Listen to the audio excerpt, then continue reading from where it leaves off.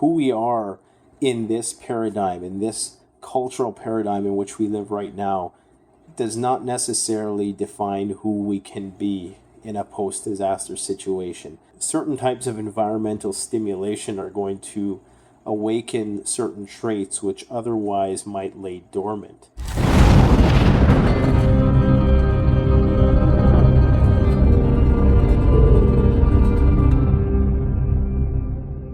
Check out Vincent Von Doom's Disaster Survival Network website and YouTube channel. Informative and empowering talk radio for survivalists and preppers.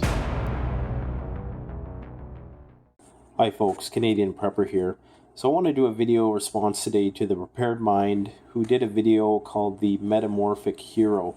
Now it's been a while since I've done a response video, so I want to jump in on this dialogue that The Prepared Mind and Hibernian Sons were engaging in about this idea that people are just going to rise to the occasion and perhaps become things that they're not in a post-disaster environment situation. So I've recently put out a video called The 10 Tenets of Survivability. I would encourage people to go and check that out because I believe that a lot of what's talked about in that video is going to factor into my argument in this one.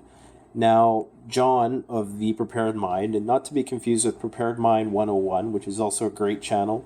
And just a quick disclaimer, just because, I might agree with certain things that John and Irish, aka Hibernian Son, have to say, doesn't mean we agree about everything. So if you are staunchly opposed to them in one respect, let's try to stay focused on this particular issue.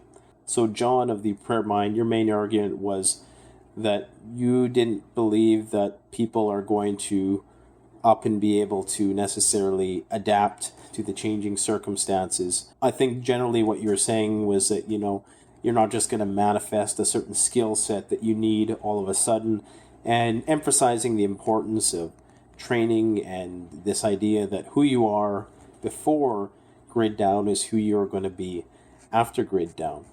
Now, I don't want to totally reject that in its entirety, because I do believe that what you're saying for the most part makes perfect sense. That a lot of those personality traits are probably going to be enduring in a changing environment.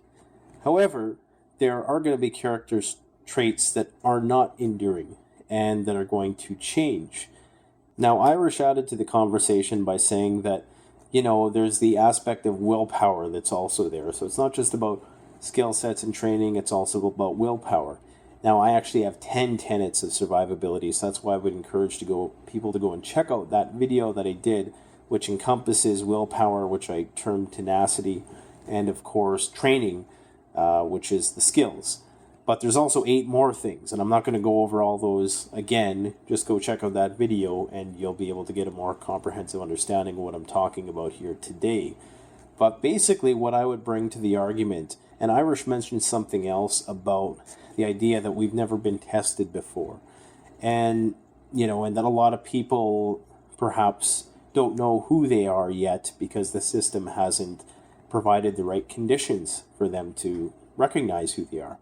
And I would sort of just take that one step further, or perhaps not necessarily further, but more specified in saying that certain types of environmental stimulation are going to awaken certain traits which otherwise might lay dormant. So these different personality traits are going to be activated by different conditions. There's actually a word for this in biology called epigenetics, and it's basically when certain phenotypic expressions, genes, are turned on when certain environmental triggers are present. So take, for instance, a person who has schizophrenia in their family. Should they never suffer any sort of lifelong trauma, should they never have any sort of drug-induced psychosis, they might never actually start exhibiting the symptoms of schizophrenia. But one major traumatic life event could actually trigger that release, and then of course they're stuck with that condition for the rest of their lives, usually. So what I'm trying to say is that who we are in this paradigm, in this cultural paradigm in which we live right now, does not necessarily define who we can be in a post-disaster situation. Now, there's a whole bunch of things to take into account here. Generally speaking, I agree with John of the Prepared Mind that yes, if you are a coward when the grid is up, chances are you're going to be a coward when the grid is down. If you are a person who has no self-discipline when the grid is up, chances are you're not going to have any temperance or self-discipline when the grid is down. Definitely, I can agree to that. But we also have to understand that culture does skew our behavior. So in the absence of certain culture, especially the one that we've created right now in the Western world, many of us are going to change, because we're no longer going to have to carry the neurotic baggage that comes with the indecisiveness of all of these mores and social norms and laws that have been placed on us. So society in many ways forces an individual to do certain things they might not necessarily agree with. And in the absence of that society, of course, different environmental conditions are going to trigger and elicit different responses. So the idea that people can only be the way they are and one way is a very nature-dominant perspective. I'm sure a lot of people are familiar with the nature versus nurture debate. Basically, nature is genetics, and nurture is the idea that no, you're shaped by your environment. I've also speculated before that the social order as it stands right now, like even the socio-economic order to some extent, is not just shaped by a person's tenacity and willpower and alpha traits, if you will, that it's actually in a large part shaped by complacency. Because let's face it, you have to kind of kiss a lot of ass to get to high positions in this world. I've been through the academic world, just like I think Irish has, and even John the Prepared Mind is a very intelligent person. I don't doubt that he has a degree or something to that effect. But I'm sure they can relate to this idea that, idealism is actually frowned upon in academia. They want you to provide straightforward, short and succinct, parsimonious responses to the questions that they give you. They don't want grandiose ideas. So in many ways, we are rewarded for complacency. You're rewarded for keeping your mouth shut, for going with the flow, even if that flow is fast approaching a cliff over which the waterfall flows. So I guess what I'm trying to say is that, many integrate into the roles that they're in society right now for lack of better option. You have a lot of the people who perhaps, in the absence of all these rules and laws that we have now, and all the fake, superficial nonsense which typifies most white-collar work, in the absence of rule of law, a lot of that isn't going to be relevant. And a lot of those people in high-ranking positions now will be demoted in the social hierarchy. Now, I've actually proposed in the past that there could be a drastic shift in the social order post-collapse, simply because of the fact that a lot of people, not all, because yes, you do have to have a lot of tenacity in order to be successful, don't get me wrong, but there is also that middle ground where a lot of the middle class kind of lay, where they're not really, the entrepreneurial class that might have some of those characteristics, those really truly alpha characteristics. You have a lot of people in beta positions, or people who otherwise exhibit beta traits, who are in positions of authority. And of course, in a without rule of law situation, without those institutions in place securing their position, they're not going to be able to maintain that position, obviously. So, that's when the tables are going to turn, so to speak. So I think that those who are hardened to adversity right now may rise to the top. And there was a quote which was said by one of the members of the new show, Fear the Walking Dead. If you haven't watched it, check it out.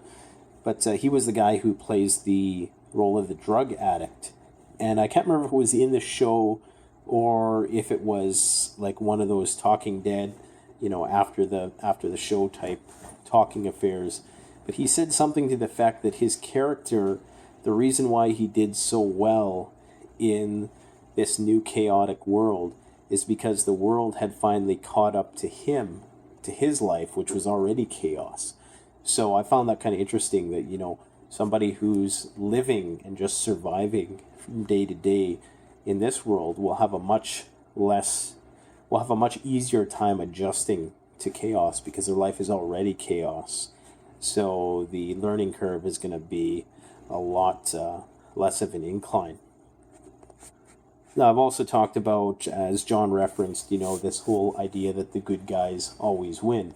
And I agree. I think that individualist lone wolf complex, the Hollywood lone wolf complex, as I've called it before, is, something that's fueling this nomadically bound prepper who has this idea that they're going to be like the bug out vigilante type one-man warrior. I think that's fueled by a lot of movies, and we've been indoctrinated with a lot of Hollywood themes which would put that in our unconscious that yes, it's possible to be the one man versus the world type thing. And I've talked about this before at length.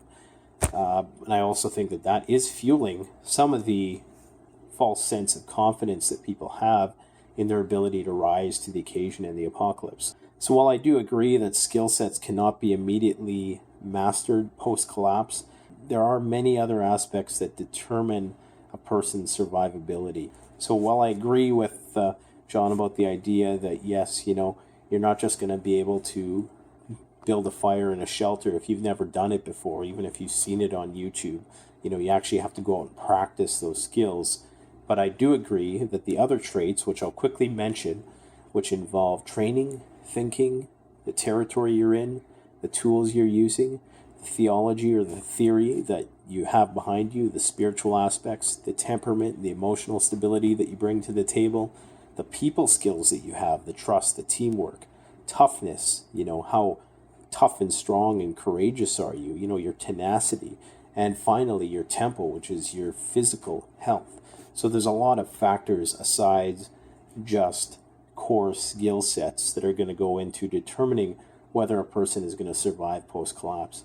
And I think it's going to be very interesting to see who the real leaders are when they come out of the woodwork. When, things get tough, it's interesting to see who the real leaders are. We've had situations, I work in a medical facility, and we've had situations where, the most cool-headed person of all of the health professionals was the janitor. While there was some, altercation going on, some crisis situation, where the coolest person amongst all of us was the janitor, So, I mean, this is what I'm talking about here, is that it's not just about your position and your social rank. A lot of these things have been overblown. Now, I'm not saying that certain personality traits aren't going to be magnified. They are. One of the first videos I ever did, I talked about this. I proposed simply that if you're an asshole pre-collapse, chances are you're going to be even a bigger asshole post-collapse. If you're a coward pre-collapse, chances are you're going to be even a bigger coward post-collapse. So certain traits are magnified, but that's not to say that other traits cannot be turned on. But I just wanted to contribute my thoughts to the matter.